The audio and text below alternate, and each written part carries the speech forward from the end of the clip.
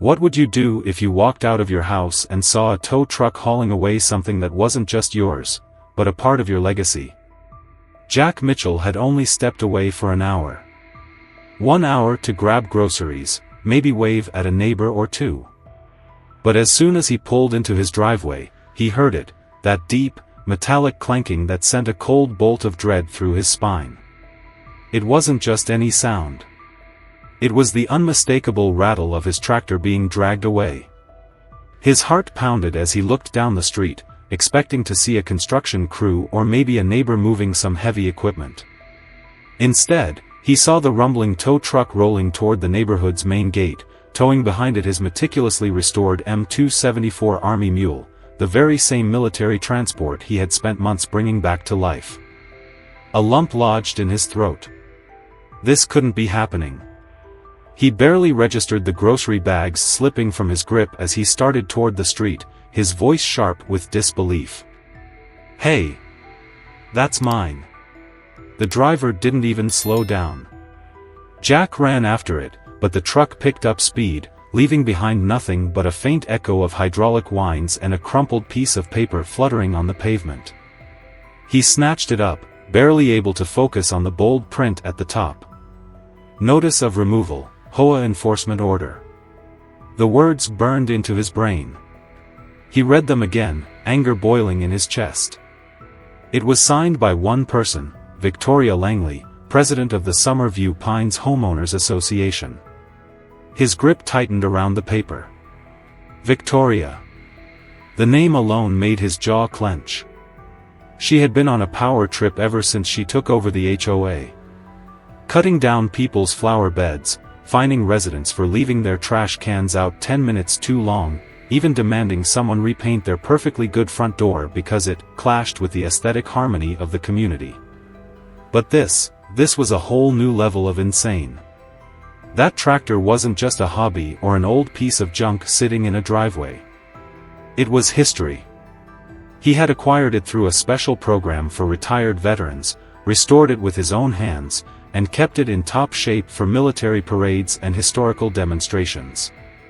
Beneath its camouflage paint, it still bore official U.S. Army registration. Jack took a deep breath, his hands shaking with fury. Victoria never asked. Never gave him a warning. She just towed it like it was an abandoned piece of trash. A war veteran's property, a military relic, hauled away as if it meant nothing. Jack turned on his heel, storming into his house. The groceries could wait. The next call he made would be to the towing company, and if they gave him the same bureaucratic runaround he was expecting, his next call would be to someone who could do something about it. Because if Victoria Langley thought she could pull this power play without a fight, she was about to realize just how wrong she was. Jack stabbed the towing company's number into his phone, pacing the length of his kitchen as the line rang. His blood still boiled, his fists clenched so tightly that the HOA notice crumpled in his grip. A bored voice finally answered on the other end. "Yeah, we just picked up a piece of equipment from Summerview Pines," the receptionist drawled, barely suppressing a yawn. "HOA ordered it removed. You can retrieve it from our lot once you pay the towing and storage fees." Jack's grip on the phone tightened. "That's not just a piece of equipment. That's a military-registered vehicle, and you had no right to tow it. Where's the paperwork authorizing this?" The woman smacked her gum. "HOA filed the complaint. Said it was illegally parked. That's all we need." Jack gritted his teeth. "It wasn't illegally parked. It was on my own damn property." "Take it up with your HOA," she said flatly. He nearly threw the phone against the wall. Jack forced himself to take a breath, hands trembling as he scrolled through his contacts. He needed someone with real authority. Someone who could put an end to this before it spiraled further. His thumb hovered over one name before pressing the call button. The line picked up on the second ring. "Mitchell," a gruff voice answered. "Colonel Harris," Jack said, his voice tight with frustration. "I need a favor." His old commander listened as Jack laid it out, how the HOA had his military-issued M274 towed without notice, how they were demanding he pay to get back something that technically still belonged to the US government. There was a long pause. Then Harris let out a low chuckle. They don't know what they've just stepped into. Jack exhaled, feeling a flicker of relief. Can you make some calls? I'll do you one better, Harris said. I'll have the base send over official documentation proving that tractor is still under federal registration. And if they give you trouble, I'll see if we can get legal involved. Jack felt his shoulders relax for the first time since he saw that tow truck. I owe you one. Just get your damn tractor back, Harris grunted. And Mitchell, don't let them push you around. Jack was already grabbing his keys. The towing lot sat just outside city limits, tucked between an abandoned gas station and a row of crumbling warehouses. The chain-link fence surrounding the property was topped with barbed wire, as if they were guarding something valuable instead of people's impounded vehicles. The sun baked the pavement as Jack marched inside, the overhead fan in the office doing little to cut through the thick, greasy air. The same receptionist from the phone call barely looked up from her desk. You here to pay? Jack ignored her, reaching into his jacket and pulling out a freshly printed military document, a letter bearing the official seal of the U.S. Army. He slid it across the counter. Read that. Then tell me again that I owe you a dime. The gum-smacking stopped. The receptionist's bored expression flickered into uncertainty as she skimmed the letter. Her eyes darted up. I need to call my supervisor. Yeah, Jack said, arms crossed. You do that. A muffled argument carried through the back office, something about not wanting trouble with the DOD. Eventually, a balding man in an ill-fitting polo appeared, forcing a tight smile. Mr. Mitchell, I apologize for the misunderstanding. We're waiving all fees. Let me personally escort you to your vehicle. Jack didn't respond, just followed him through the lot. And there it was, his M274, parked between a rusted-out RV and a van with smashed windows. A layer of dust had settled on it, but otherwise, it was exactly as he left it. Jack climbed onto the seat, ran a hand over the familiar controls. The ignition turned over, the engine humming to life with a deep, satisfying growl. He steered toward the exit, passing rows of impounded cars, feeling the tension in his chest unwind. He wasn't just getting his tractor back, he was reclaiming something bigger. But as he turned onto the road leading back to Summerview Pines, he knew one thing for certain. Victoria Langley had made a mistake. And Jack wasn't about to let her forget it. As Jack rumbled back through the gates of Summerview Pines, the reaction was immediate. Neighbors turned from their front porches, some whispering, some outright staring. A few gave approving nods, but others darted back inside, their blinds twitching as they peeked from behind curtains. Jack knew why. Victoria Langley had spent the past few months tightening her grip on this neighborhood, and people were scared. As he guided the M274 onto his driveway, the roar of the engine barely faded before the first sign of trouble arrived. A sleek black SUV rolled up, stopping just shy of his curb. The door swung open, and out stepped Victoria herself, immaculate in a tailored pantsuit, lips pressed in a thin, disapproving line. Jack killed the engine, but he didn't move from his seat. I see you retrieved your equipment, she said, arms folded, her gaze sweeping over the tractor as though it were a pile of garbage left out for collection. Jack let out a low chuckle. Funny how you call it equipment now. When you had it towed, it was unsightly junk. Victoria didn't flinch. Regardless of its history, our bylaws are clear. No tractors, trailers, or heavy machinery parked in residential front yards. You've now received 2 formal notices. The next step is an escalating fine system, followed by legal action if necessary. Jack slid off the seat, wiping a streak of grease from his fingers onto his jeans. You didn't bother checking before towing a federally registered military vehicle.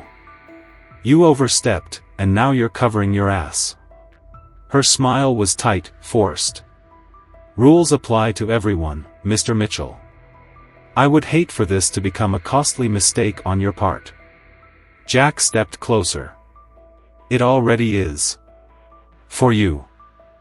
For the first time, a flicker of something crossed her face, hesitation, maybe even doubt, but she masked it quickly. She turned on her heel, returning to her car without another word. But before she left, she rolled down the window just enough to add, "Expect another notice in your mailbox soon." Then she drove off. Jack exhaled slowly. This wasn't over. It had barely begun. The notice arrived the next morning. But it wasn't just another petty violation. This time, it was a $500 per day fine for unauthorized display of military paraphernalia in a residential zone. Jack's stomach twisted as he read the words again. Military paraphernalia?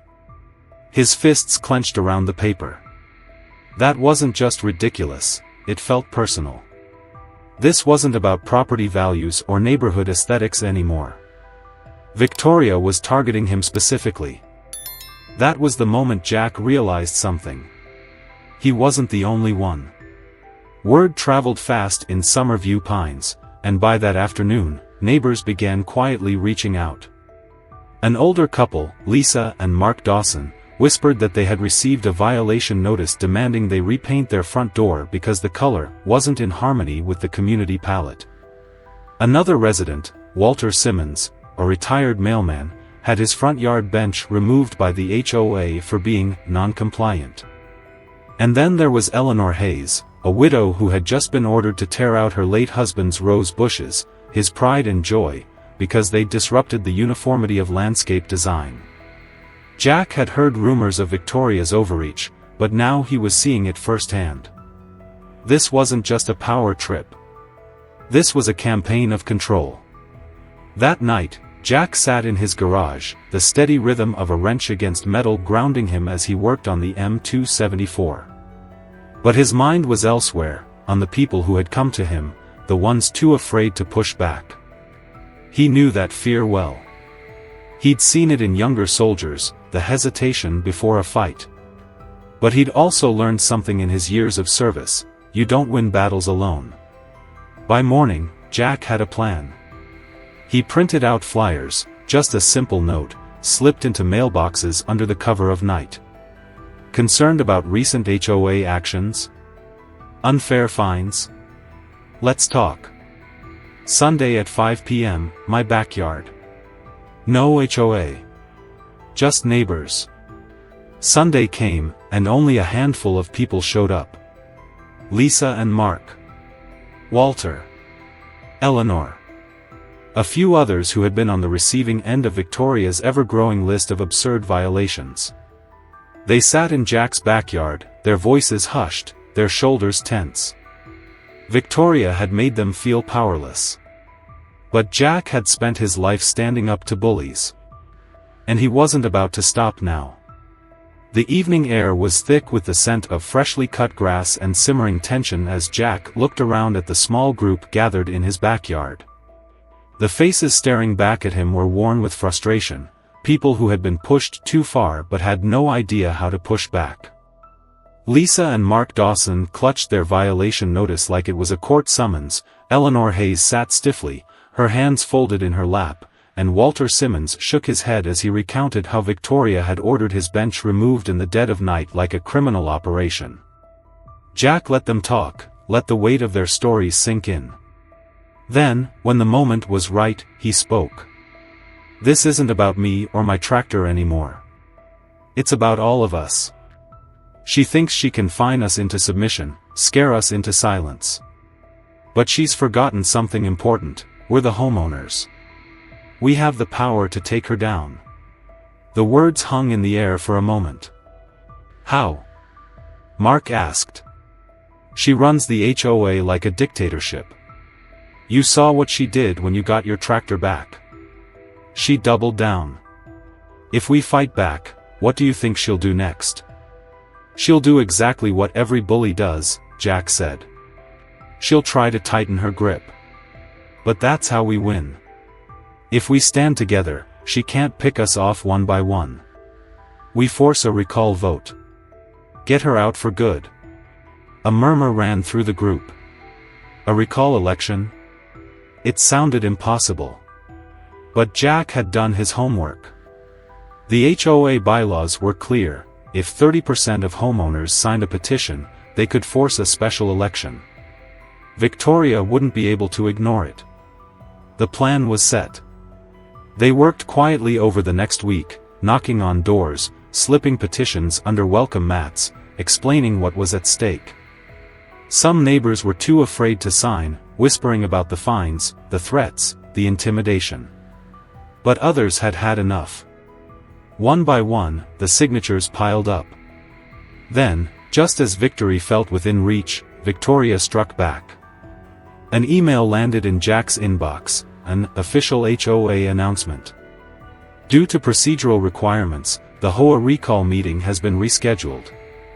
New date, Tuesday, 10 a.m. New location, private country club, HOA board members only. Jack stared at the screen, rage simmering beneath his skin. She had moved the meeting to a weekday morning, knowing full well that most people had jobs, school drop-offs, responsibilities. And worse, she had changed the location to a members-only country club, ensuring that only she and her loyalists could attend. It was a blatant power move, a final, desperate attempt to block the recall. But she had underestimated him. Jack didn't hesitate. He made copies of the petition, the signatures, the bylaws that clearly stated the meeting must be open to all homeowners. He rallied every neighbor who had signed and told them exactly what was happening. "If she thinks she can shut us out," he said, "she's got another thing coming." Tuesday morning came, and Victoria arrived at the country club in her pristine black SUV, smug in the knowledge that she had outmaneuvered them. Until she saw them. A crowd of homeowners, standing just outside the club's wrought iron gates. Lisa, Mark, Walter, Eleanor, and dozens of others who had quietly suffered under her reign. Jack stepped forward, the petition folder in hand. "This meeting is illegal," he said. "Bylaws state all homeowners have the right to attend and vote." Victoria's expression barely flickered. "This is a private property, Mr. Mitchell. If you have complaints, you're welcome to submit them in writing." Jack didn't flinch.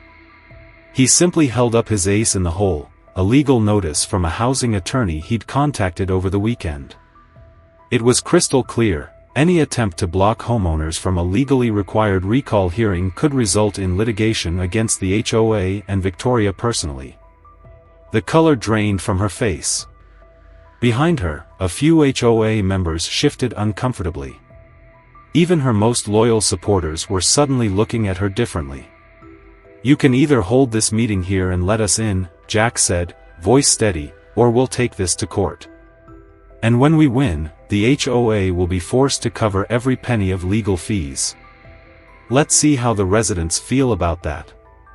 For a long, charged moment, Victoria didn't move.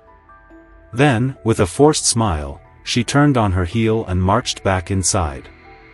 A few minutes later, an announcement was made. The recall hearing would be moved back to the community center that evening. Open to all. Jack turned to the crowd. "That's step one. Now let's finish this." The community center was packed that evening, standing room only. Neighbors who had never spoken out before were now whispering among themselves, some clutching their violation notices, others exchanging determined glances. This was it.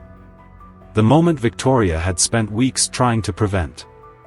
She sat at the head of the table, flanked by two so-called legal consultants who looked more like nervous interns. For the first time since she had seized control of the HOA, she didn't look quite so confident. Jack stood with his allies at the front, petition in hand. "We've met the requirements for a recall vote. You can't ignore this." Victoria straightened her posture.